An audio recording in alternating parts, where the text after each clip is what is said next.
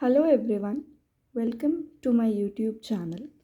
आज हम डिस्कस करेंगे about anti maniac drugs and anti depressant drugs. हम अलग अलग टॉपिक्स को अलग अलग वीडियोस में डिस्कस करेंगे। आप सारी वीडियोस देखिए ताकि आपको लिंक हो सके पूरा फार्मा इन शॉर्ट। ये बुक में से ही है, के.डी. त्रिपाठी, आप रीड भी कर सकते हैं। मैं इन शॉर्ट आपको बुक से बता रही हूँ ताकि एक आपका रिविजन भी हो जाएगा, और जिनके पास टाइम नहीं होता है वो लोग इस वीडियो को देखेंगे तो उनके लिए सफिशेंट अमाउंट में कवर हो जाएगा। राइट, स्टार्ट करते हैं। एंटीमेनियाक ड्रग्स क्या होते हैं? जो कुछ लोग होते हैं जिनमें बाइपोलर डिसऑर्डर्स होते हैं, लाइक वो कभी बहुत ज़्यादा खुश हो जाएंगे, कभी बहुत ज़्यादा डिप्रेसिव में चले जाएंगे। उनके लिए हम यूज़ करते हैं ये वाली एंटीमेनियाक ड्रग्स। लिथियम कार्बोनेट इसका मेन कंपोनेंट है। तो अब ये एक्ट कैसे करता है? ऑब्वियसली सीएनएस पे ही एक्ट करेगा क्योंकि हम सीएनएस की ही ड्रग्स देख रहे हैं। तो फिर अब इसका एक्शन, मैकेनिज्म ऑफ एक्शन इतना स्टडी नहीं किया हुआ है, but what ever is available जो है मैं बता देती हूँ आपको। ये कहता है कि सीएनएस के अंदर ये सोडियम को रिप्लेस कर देता है। तो जब अगर सोडियम को ये रिप्लेस कर देगा तो जितनी भी कंडक्टिव एक्टिविटीज़ हैं ब्रेन में वो नहीं होंगी, और जब वो नहीं होंगी तो जो बंदा बहुत एक्साइटेड हो रहा है, बहुत डिप्रेस हो रहा है, तो वो बंद हो जाएगा होना। ठीक है, मेजर इसका यही एक्शन है। दूसरा ये कि जो मोस्ट ऑफ द हमारे हार्मोन्स होते हैं, रिसेप्टर्स होते हैं, वो इसके थ्रू एक्ट करते हैं। लाइक कुछ साइक्लिक एएमपी के थ्रू एक्ट करते हैं, सेकेंडरी मैसेंजर ये IP3 के थ्रू एक्ट करता है। तो ये जो लिथियम है यहाँ पे इसको स्टॉप कर देता है, तो आगे का मैकेनिज्म नहीं होगा। ओवरऑल इसका मैकेनिज्म यही है कि आप जो नर्व कंडक्शन है वो ना हो। ठीक है, अदर एक्शंस जो हमको यहाँ पे याद रखने हैं इन शॉर्ट और इन ईजी वे ये है कि इसके अंदर बाकी सब कुछ तो ये कम करता है, बस ल्यूकोसाइड का प्रोडक्शन ये बढ़ा देता है। ये रहा, leukocyte production is increased by lithium therapy.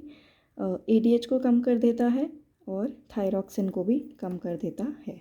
ठीक है, अब द पॉइंट जो हमें नोट करना है यहाँ पे कि ये ओरली अब्जॉर्ब हो जाता है अच्छे से, और इसका जो हाफ लाइफ है वो भी बहुत ज़्यादा है।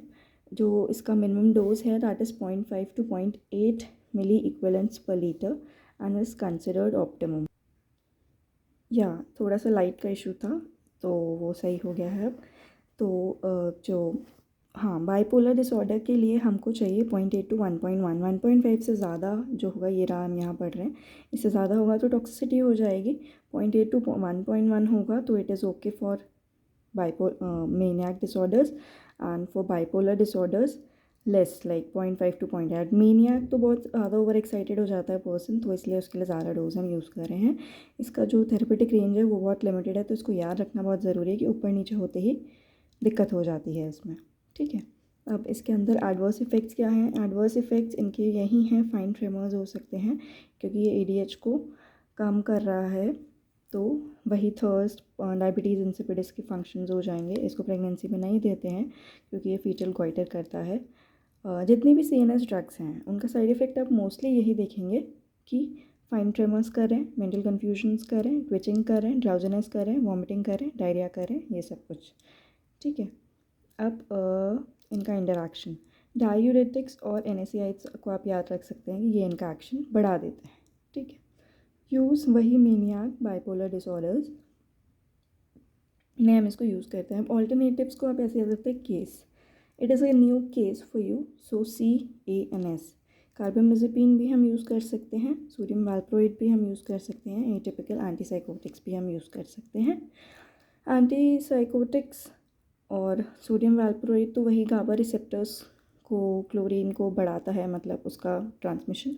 कार्बामेज़ेपिन सोडियम आयंस को ब्लॉक कर देता है। इनका मैकेनिज्म ऑफ एक्शन तो वही है, CNS के अंदर कंडक्टिव एक्टिविटीज़ को रोकना। इसलिए ये हो गई हमारी एंटीमेनियाक ड्रग्स। अब हम डिस्कस करेंगे anti depressant drugs. Anti depressant drugs में जो इम्पोर्टेंट है वो ये है, बेसिकली ये तो डिप्रेशन के लिए दी जाती है, जो बेसिक चीज़ है।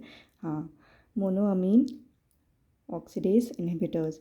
अब ये क्या करते हैं? ये जो MAO इनहिबिटर्स होते हैं, ये जब ब्रेन के अंदर सिग्नल्स होते हैं, जैसे नॉरएड्रेनलिन हो गया, डोपामीन हो गया, ये न्यूरोट्रांसमीटर्स होते हैं, तो इनका जो रीअपटेक होता है वो ये MAO और कॉम्ट और ये सब के सब इनका रीअपटेक करता है। रीअपटेक मतलब रिलीज़ होने के बाद इनको डिस्ट्रॉय करने के लिए यूज़ होते हैं।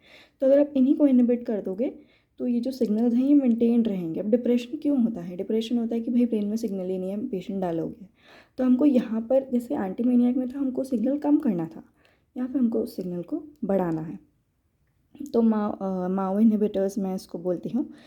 तो जो MAO inhibitors A and B दो तरह के होते हैं। तो जो बी हैं वो तो बेसिकली सेंट्रली प्रेजेंट होते हैं, और जो ए हैं वो नर्व एंडिंग्स में, पेरिफेरल एड्रेनर्जिक नर्व एंडिंग और म्यूकोसा और ह्यूमन प्लासेंटा। तो हम यहाँ पर जो देखेंगे वो ए वाला देखेंगे। बी वाले जो होते हैं वो ब्रेन के अंदर होते हैं, और माओ बी इनहिबिटर्स जो हमने देते हैं वो पार्किंसन डिजीज़ के अंदर देते हैं। एंटी डिप्रेसेंट्स में इतना नहीं देते हैं सेंट्रली, ठीक है। एक यहाँ पे चीज़ रिएक्शन ये इंपॉर्टेंट है। चीज़ रिएक्शन में क्या होता है, अभी जो माओ ए इनहिबिटर्स है, अगर हम इसको ट्रायामीन रिच फूड्स के साथ दे देंगे तो ये क्या करता है, ट्रायामीन जो ब्रेन के अंदर नॉर एड्रेनलिन को तो बढ़ा रहा है माओ इनहिबिटर, नॉर एड्रेनलिन की जगह जाके खुद लग जाएगा ट्रायामीन और इरिवर्सिबल रिएक्शन कर देगा। तो फिर वही पेशेंट क्या होगा, वो कंडक्शन ही नहीं होगा, तो सेरेब्रल वैस्कुलर एक्सीडेंट्स हो जाएंगे, कॉम्प्लिकेशंस हो जाएंगे, ये सारी चीज़ें हो जाएंगी। तो हम नहीं देते हैं, ठीक है। इसको बोलते हैं चीज़ रिएक्शन। एक छोटा सा पॉइंट है ये तो। फिर इसके बाद हम जो यूज़ करते हैं दोज आर रिवर्सिबल इनहिबिटर्स। मोक्लोबुमाइड ये रिवर्सिबली इनहिबिट करते हैं उस चीज़ को, राइट। किस चीज़ को? MAO inhibitor, they are reversible inhibitors of MAO, right. MAO is that is आपका नॉर एड्रेनलिन इंक्रीज़ हो रहा है। अब इसके अंदर एक दूसरा, हाँ, अब ये जो है ना ये डैमेज कर देते हैं, लिवर डैमेज थोड़ा सा करते हैं, ये इसका साइड इफ़ेक्ट्स देख लेना। ट्राईसाइक्लिक एंटी डिप्रेसेंट्स की अगर हम बात करें तो ये CPZ NA 5HT receptor inhibitors सारे ही इनहिबिटर्स होते हैं। ये थोड़ा इनका जो एक्शन है वो वास्ट है, तो इनके साइड इफ़ेक्ट्स भी वास्ट होंगे, ठीक है। CNS नॉर्मल इंडिविजुअल्स में कुछ भी नहीं करते हैं। डिप्रेस्ड इंडिविजुअल्स के अंदर 2 to 3 वीक्स के बाद ही असर करना शुरू करते हैं। एंटी डिप्रेसेंट्स होते हैं, ये नेट और सर्ट ट्रांसपोर्टर्स को इनहिबिट कर देते हैं। ये अगेन वही है, net is nor adrenaline Uptake inhibitor ऐसा कुछ है ये, और ये भी सीरोटोनिन का मतलब बेसिकली नेट और सर्ट ये जो हैं ये ट्रांसपोर्टर्स हैं, रीअपटेक ट्रांसपोर्टर है इसका फुल फॉर्म। तो सीरोटोनिन, ई से मुझे याद नहीं आ रहा, ई सीरोटोनिन रीअपटेक ट्रांसमीटर। तो ये इनको इनहिबिट कर देते हैं, तो जब ये अब्जॉर्ब ही नहीं होंगे तो ये इंक्रीज़ हो जाते हैं अमाउंट में, तो नर्व का कंडक्शन होता रहता है, ठीक है। अब ANS में ये एंटीकोलिनर्जिक इफेक्ट्स करते हैं, जैसे कि ड्राई माउथ हो गया और ये सब कुछ, ठीक है। CVS के अंदर टैकीकार्डिया कर देते हैं, पोस्चरल हाइपोटेंशन कर देते हैं, कार्डियक इरिथमियास कर देते हैं।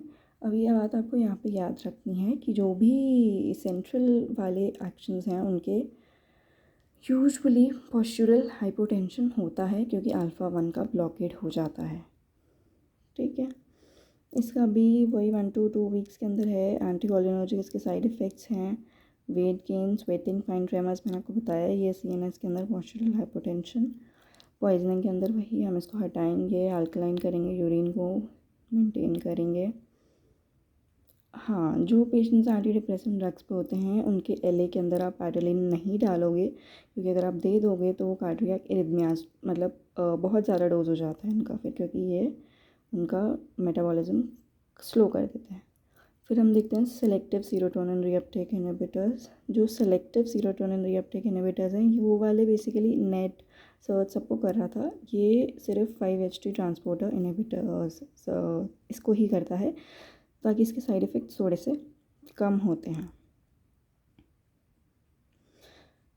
हाँ, सीरोटोनिन सिंड्रोम में क्या आप याद रखिए, ट्रामाडोल अगर कोई पेशेंट ले रहा है और उसको अगर अपने SSRI दे दिया तो सीरोटोनिन सिंड्रोम हो जाएगा। एजिटेशन, मसल रिजिडिटी, कॉन्वल्जन्स, हाइपरटोनिया में बहुत ज़्यादा एक्शन इसका हो जाता है, ठीक है।